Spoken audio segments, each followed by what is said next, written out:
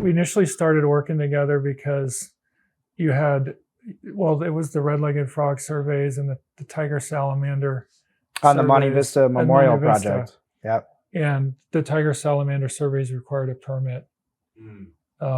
And so that's how. So we were working with Mason, Yeah. who is another biologist that we know, and I've used Mason on quite a few projects as well.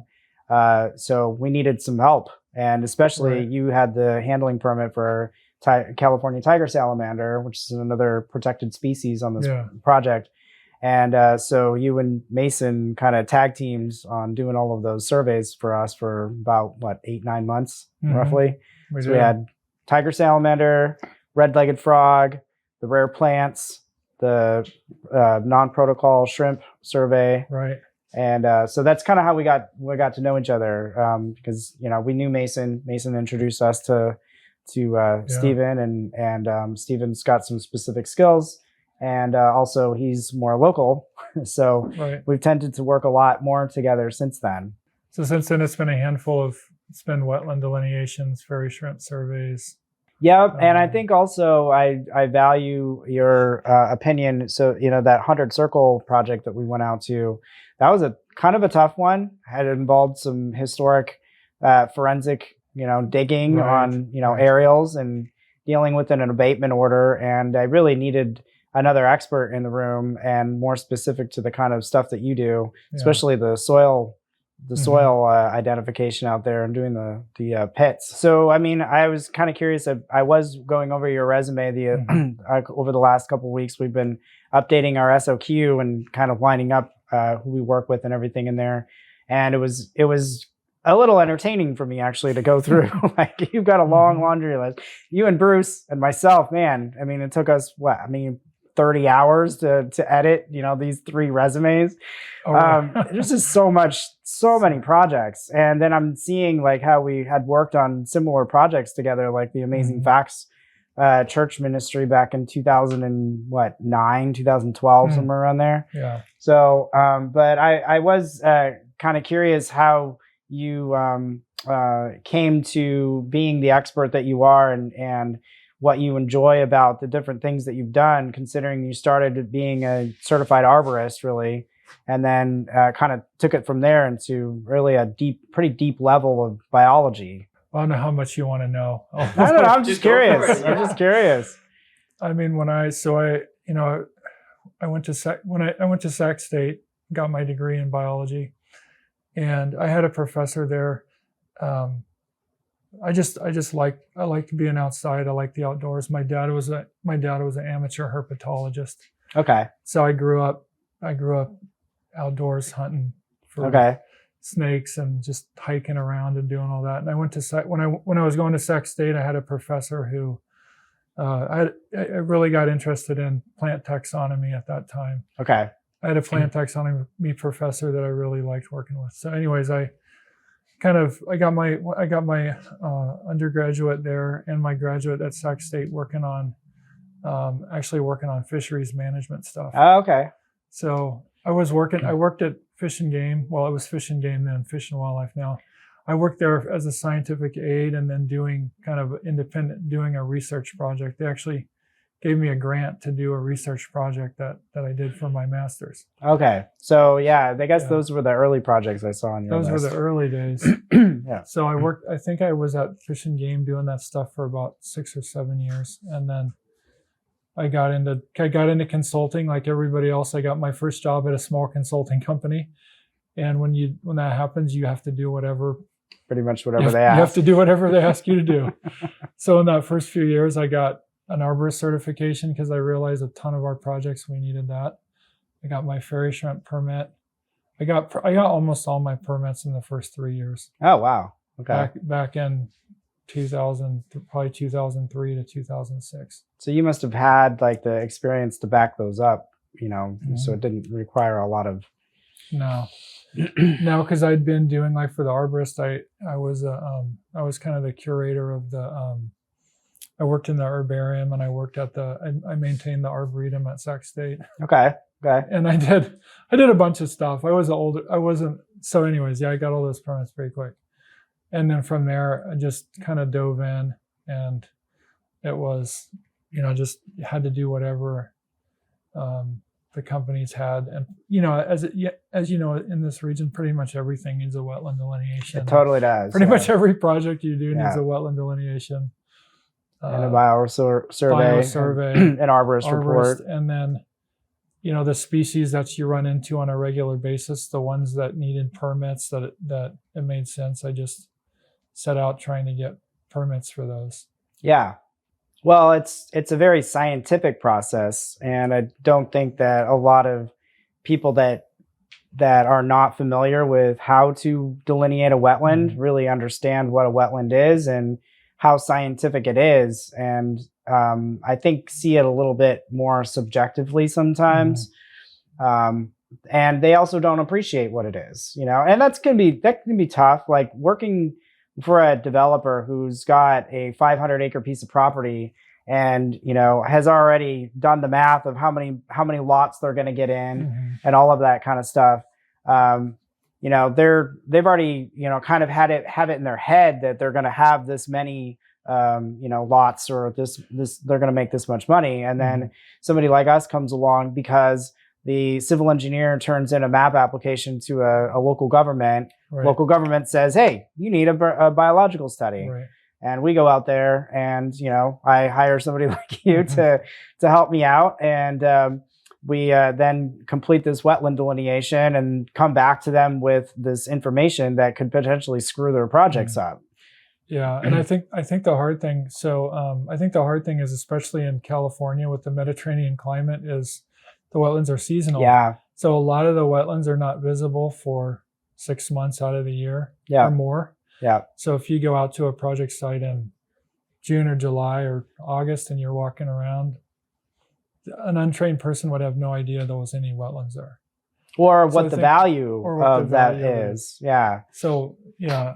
I hear it. I mean, I literally just heard it yesterday. Oh, it's just an intermittent stream. Oh, it's, that's, there is still a value there, and there's still a reason that it is protected. So as much as you might not want to admit it, it does have to be. Now, what we do is, and what I really appreciate about your work is that you really get into the science. I have worked with a lot of different delineators, different biologists, and environmental scientists who don't really appreciate what it is they're exactly looking at.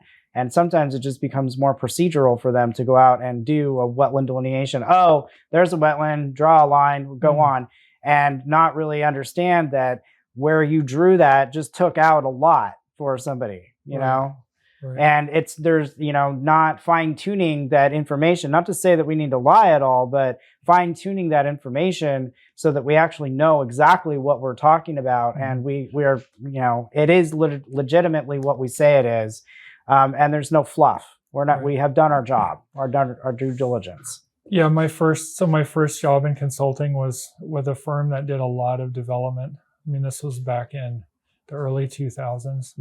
So it was tons of development. And so it was impressed upon me pretty early, that the value of these wetlands, you're talking about $300,000 or $400,000 an acre for. Yeah, it can be a lot. Especially if it's fairy shrimp or something at 3 to 1. So the value was impressed on me that, look, we delineate these wetlands accurately using science, and we do the best we can. And yeah, there's some gray areas, everybody's going to delineate something maybe a little bit differently, but the value of mapping something accurately and taking the time to do that was impressed on me early in my career. I could tell, especially how methodically you went through the delineation for the Monte Vista project that you just recently did.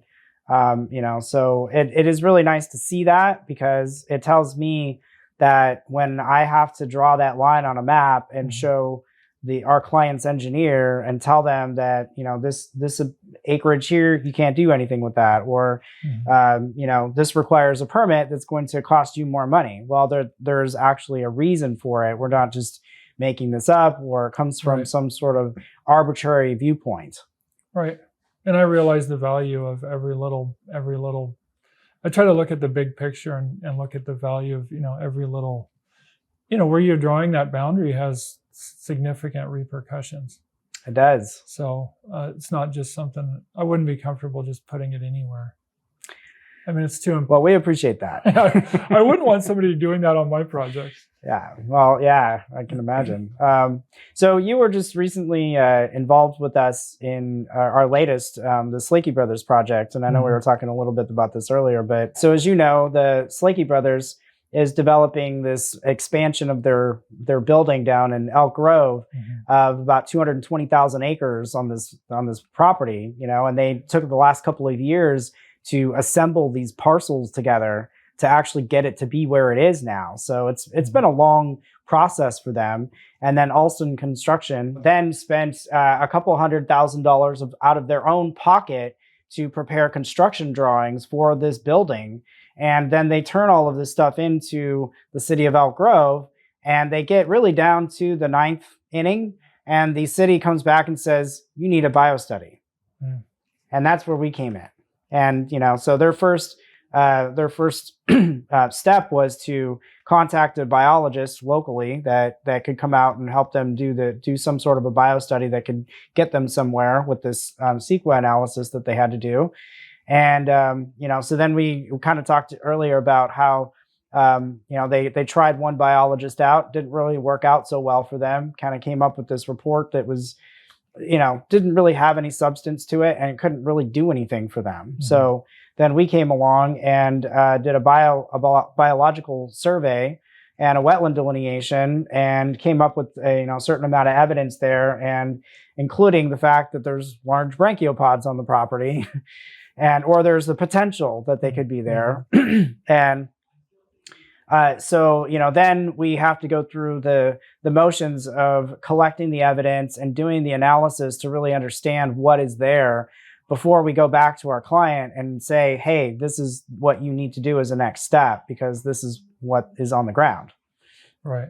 So if you could talk a little bit about, I don't think that I really gave you a whole lot of background when we first started, other than, hey, can you go out and do this branchiopod survey? But, to me, it was really important to have somebody that went out there and really knew what they were doing. And so I, heavily relied on you and your expertise to, tell me what was there and, do a good job. And then we also were able to pull down the lab analysis cost a fair amount, which was really nice. Yeah. So our client was relatively happy with those things. And, then we produced the evidence that we did, went out and did the wet season survey after that. And, it was great that you finally got us down to a point where it's, it could have been 10 times the amount of mitigation required for developing this project.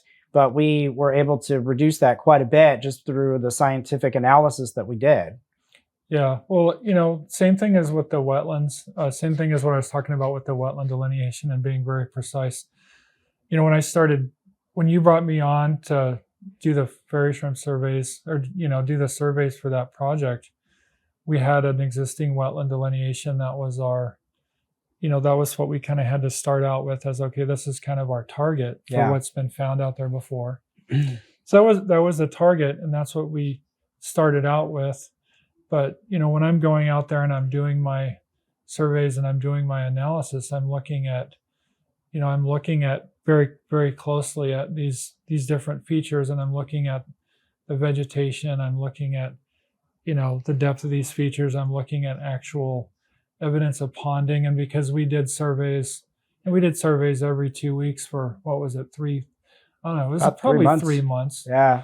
Actually, if you count, we really started in December watching the ponds. That's true. We started in December, so it was good. We got a good 4 months worth of really data through an average rainfall year. But yeah, I don't, when I'm out there doing that kind of thing, I'm not going to just look at it and say, okay, there's 2.5 acres of wetland, so we've probably got 2.5 acres of fairy habitat. I'm gonna go out there and do an independent analysis and say, okay, this is where I really think it is, because I know the ramifications of 2.5 acres of if there truly was 2.5 acres of vernal pools or legitimate habitat, that is what it is. I can't control that. Yeah. However, I know the ramifications of 2.5 acres of fairy shrimp habitat on a site. I mean, that could be $1 million or more in mitigation costs. Easily, right? Yeah. And just in mitigation costs, not to mention everything else. Not to mention the permitting and the analysis up and front. all that. So, I do my best in everything I do to try to use the facts, stick to the facts. What's the evidence out there? What's the most reasonable, conclusion, scientifically based conclusion that I can come to, rather than just, maybe taking an easier. I don't mean this to be derogatory, but I think sometimes people do take an easier path and just kind of assume. Oh, I totally agree with that. Everything could be habitat, or this, just because they don't want us to maybe go through the effort of. Well, they don't want to take the risk of making a mistake or going against the grain. I mean, we similar. We were talking about the 9 quad search, versus the 5 mile search. Right. And in my opinion, this is for endangered species.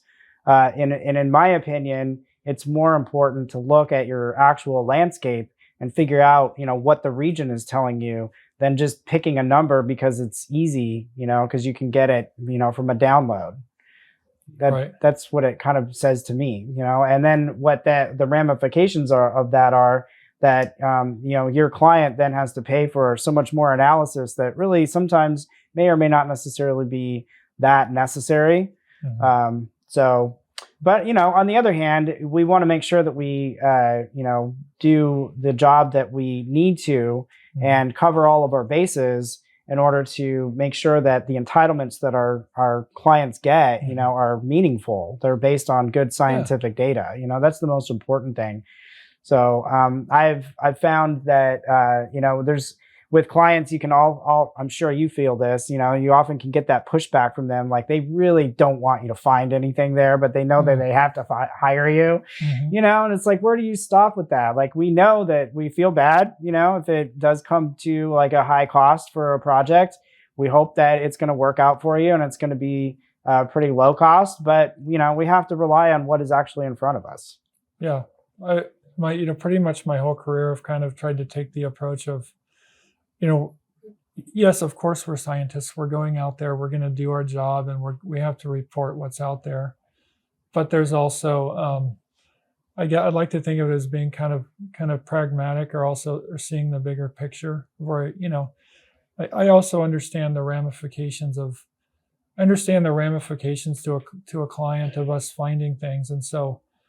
Yes, I'm going to go out there, do my best job. I'm going to report what's out there, but I'm not just going to give it to them and say, hey, guess what? You've got 3 acres of fairy shrimp habitat, and then run. I'm going to do my best to try to help them come up with a solution. I don't see and I'm going to also look at, I'm going to look at the project and what all they're trying to accomplish and see if I can help kind of mitigate the effects of that, or kind of reduce it, and help them get through the process. Yeah, exactly. Get through the process. Whereas I've seen a lot of that over my career, where somebody just somebody writes a biology report. They do what you said. They do a search for a bazillion species, and then basically they say like 50 of them have some potential to occur on the project site, and then they just give them the report. Right. And when that goes to the agencies, they have no idea what to do with that. Right, exactly. You're basically setting them up for a huge cost in mitigation. Pre-construction surveys for everything. Yep. And so I that's not how I operate. I would never do that to somebody. Yeah. If I tell them they need to do surveys, I think it's because there's a reasonable likelihood that species could be there. Yep. I agree. I've also had good success, actually. The agencies, especially CDFW, seems to be really responsive when you make a point of showing that you have an experienced biologist that will be there on the site, that is taking care of things, and really is looking at the evidence there on the ground of when to do that construction, when to pull people off of a job, that sort of thing. Yeah, so Yeah. I've appreciated that about them, but writing mitigations, is super important and can be pretty tricky. And really, it starts with the scientific evidence that we pick up in the field. What to do with that. So I do a lot of I live in Western El Dorado County. Yep. So I do a lot of rare plant surveys in Western El Dorado County, and for some reason, people I don't know why it is. Probably 75% of the time when I do the rare plant surveys, maybe more, there's been no due diligence done ahead of time. And what I mean by that is the person who bought the property has absolutely no idea that they're in a rare plant zone, that rare plant surveys are going to be required. And so they're just completely blindsided. So I've had, just this year, I've probably had, like, let's say the last 12 months, there's been at least a half a dozen. One particular project, somebody bought a parcel for the purposes of building an industrial development, and they had absolutely no idea.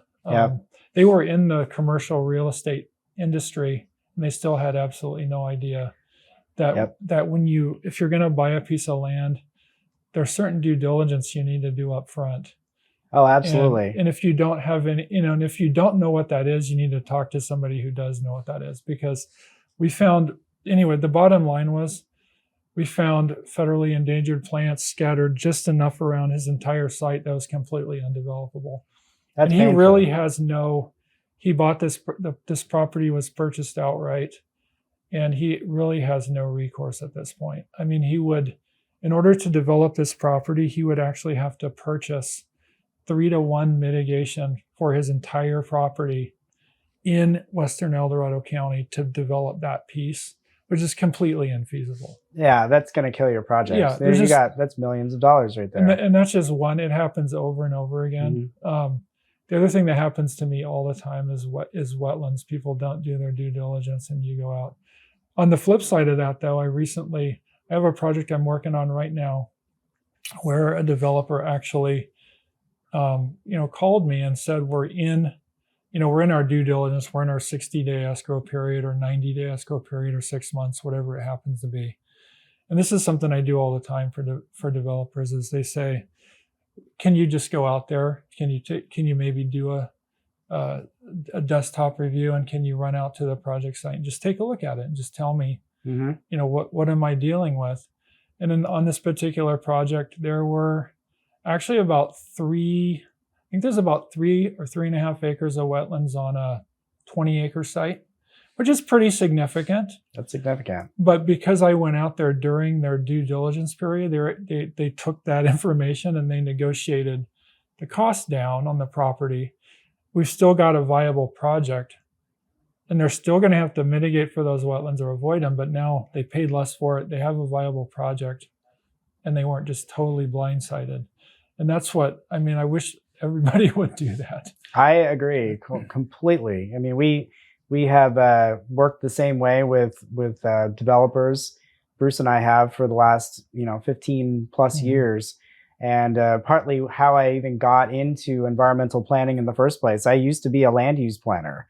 And, all of a sudden you start running into, oh, there's an elderberry bush. Oh, there's a wetland, and so I started learning more about the regulations around what you can and cannot do around those particular types of natural resources, and, helping people permit them. And, at this point, I would never recommend that a developer go out and buy a piece of property or start developing on one if they own it without doing your due diligence for environmental issues that could come up. It's the same thing that you would do like an ALTA survey or a title report for a property. I mean, who would buy a property without title insurance? Right. Yeah, 100% agree with that. So interesting. Okay, so well, let's talk about the Monte Vista one for a second, because that kind of has some. You were out there and helping us with this larger piece of property, but sort of before you got involved, we've been permitting that smaller piece where we've got that bridge going over it for the last, I don't know, since 2017. it's been quite some time. And the reason that we started working there is because our client drove a tractor basically through a wetland in 2013, and just really just started developing the entire property without any thought of going and getting a federal permit or a state permit or where your wetlands are or whether there's any biological resources on the property. And then 2016 comes along, and they are slapped with an abatement order from the water board. And then it took them roughly about 5 years to really, get anything together to do something with this. So now you've got this temporal loss issue that the water board is also looking at for that time period. And this happens to be the doorstep or the gateway into this large development that they've been trying to get approved by the county for the last 15, 20 years, So it was a really big deal. And it could have been completely avoided, for one thing, if they had just gone in, if they had wanted to do developments on that project, on that property in the first place, they could have just gotten a permit for it.